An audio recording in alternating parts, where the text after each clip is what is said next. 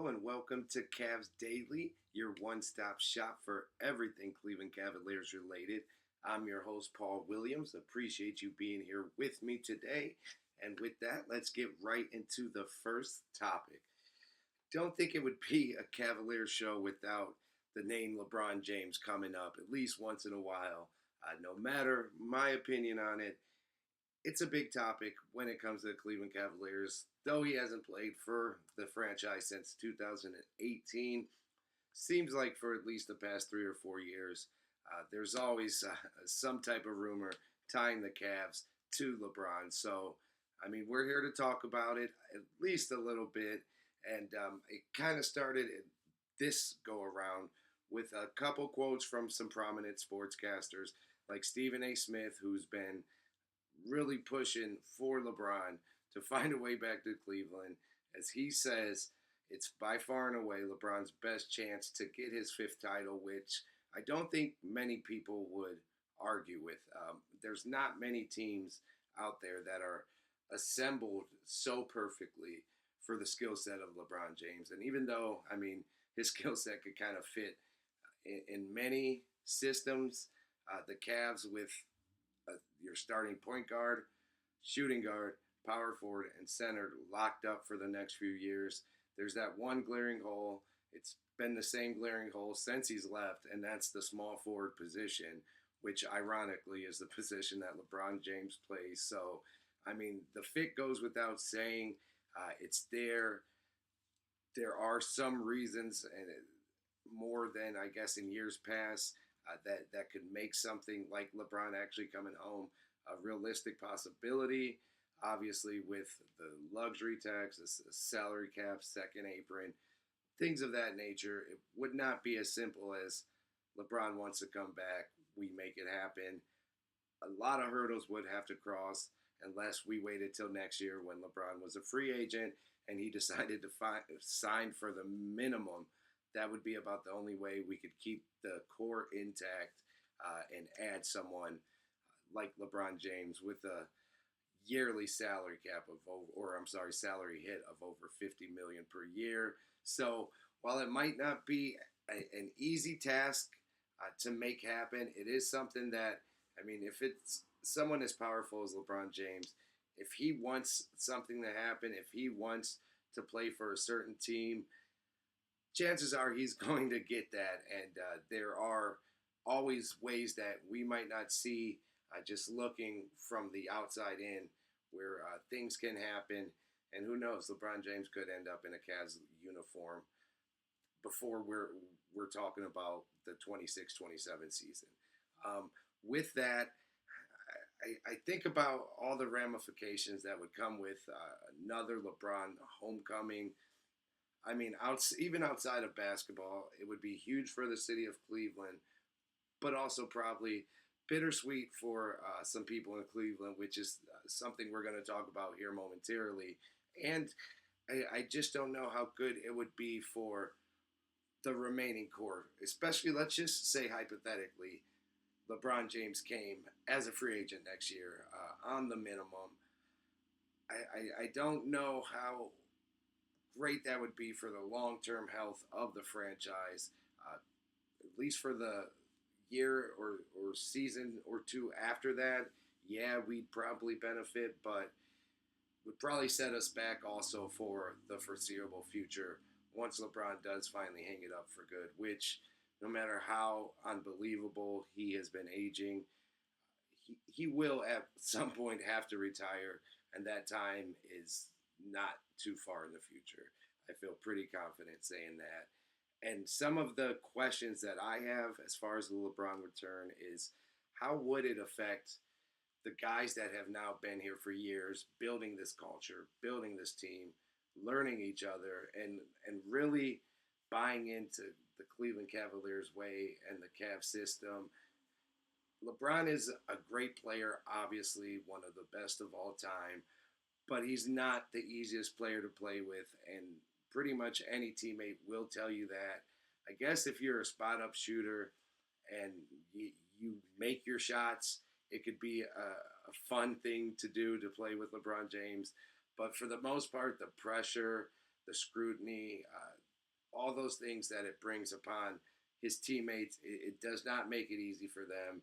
There's many, many stories out there that can explain that further, but that is a known fact, and I mean, it doesn't take a genius to figure out why that might be. So bringing LeBron James in would be great overall, but the guys like Darius Garland and Evan Mobley, who are still so young and still being molded into the players that they will become one day, having such a force like LeBron, even if he does take a step back as far as always having the ball in his hands or needing to play 37, 38 minutes a game, even if he takes a step back, his presence alone on the court and the way he plays the game, I just don't see how it wouldn't slow down the growth and the progression of some of our guys, and even guys like Jared Allen or DeAndre Hunter, who are a little older but still have years to grow into the type of player that they are,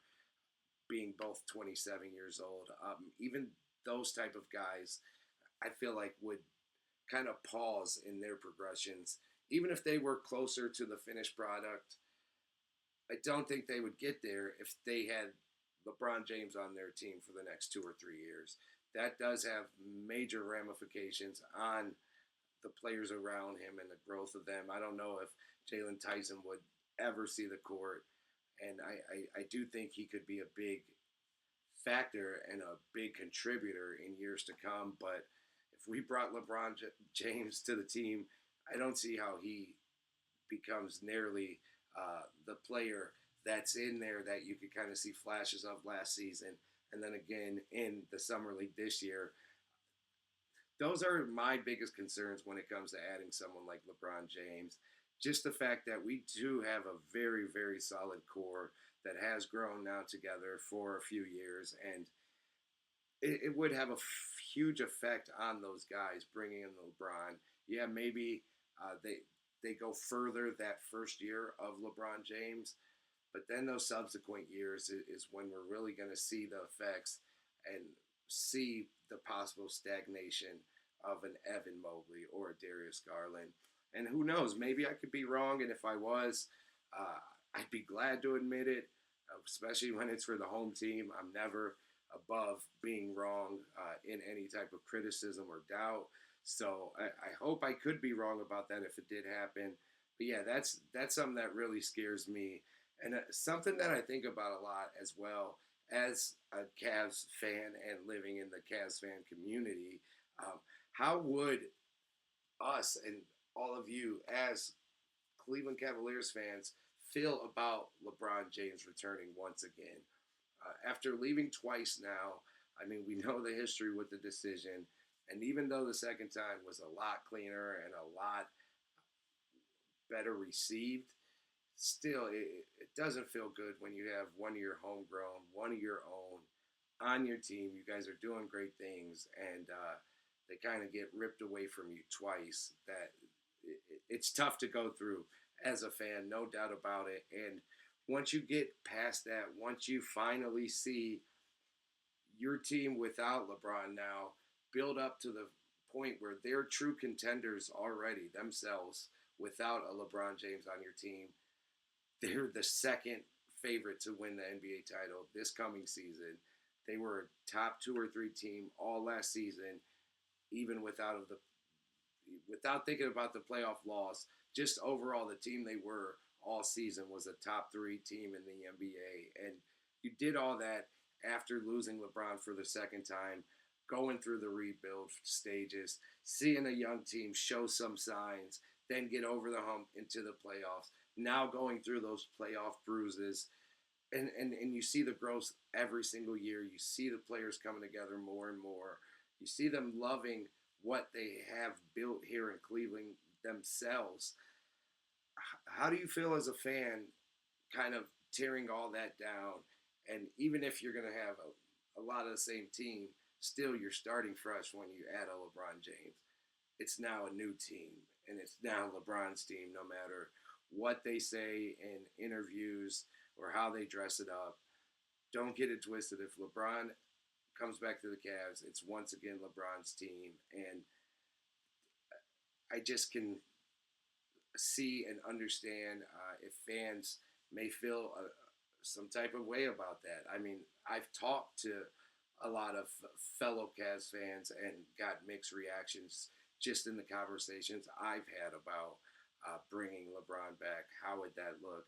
How would that feel? And another question: would you rather get one guaranteed championship with LeBron and then a long rebuild to come, or have 4 or 5 years with the core that you built now, contending for championships with the potential to win either 0 or 5? I've asked that to a few people and I've gotten totally different answers from each one. Me, myself, I don't even know if I could give a good answer. I love the championship we've got with LeBron. I love the fact that he still does so much for the Northeast Ohio area. And I mean, I love feeling what it feels like for your team to win a championship. So I would more than enjoy a championship with or without him. But I will say it would feel good if I was able to see this crew, this core that has been through a lot now, come together and win a championship on their own. So I'm not going to give a hard, fast, 100% answer on that, but it's food for thought, and maybe we could revisit this and I could share some of your opinions and maybe dig a little deeper into mine. But until we get to that point, for now, let's talk about if LeBron was going to come back as a free agent next year in the offseason, let's say. What do you think? What type of season would the Cavs have just had to have for that to happen? And what type of season upcoming would you say is a success? After taking the leap in the regular season, at least last year, and becoming one of the top two teams in the league and running away with the Eastern Conference, I feel like expectations really fast forwarded. And even though we did win 64 games last year, though, I do feel like if we would have made it to at least the Eastern Conference Finals and maybe lost a hard-fought series to the Celtics in that Eastern Conference Finals, we would have looked at that as mostly a successful season and really taken that next step into a championship team. Instead, we lost in the second round for the second year in a row after really, really building those expectations with a historical season. So it's kind of skewed maybe a little bit the way the Cavs are looked at now compared to just a year ago going into last season. No one was saying it was championship or bust for the Cavaliers last season. I mean, heck, before we tipped off and went on that long winning streak to begin the season, I feel like making the Eastern Conference Finals would have been a huge celebration and a huge surprise for most Cavs fans and Cavs critics. But now, after what we did last year, that has all changed, and I feel like maybe an Eastern Conference Finals could still be a successful season for the Cavs this upcoming year. But even then, I don't think they'll escape criticism. I think there will be a lot of people still disappointed. So I feel like a finals appearance is kind of a must at this point, unless there's some crippling injuries or something unforeseen that changes those expectations. I just feel like we've built ourselves to the point where it's NBA Finals or bust, especially with the state of the East this year. I don't see many people giving Cavs much grace or leeway if they finish anything outside of, at worst, an Eastern Conference Finals trip. But I feel like a Finals is the only way for at least most to say that the Cavs had a great 2025-26 season. We won't know that for a while. We won't find that out for a while, but we will be counting down the days and talking about everything else going on with the Cavs right here on this channel until that point comes and until we can answer those questions. So I hope you will be here with me for all that. And until we talk again tomorrow, this is Paul Williams hosting Cavs Daily. I really appreciate your guys' support. Have a wonderful rest of your day.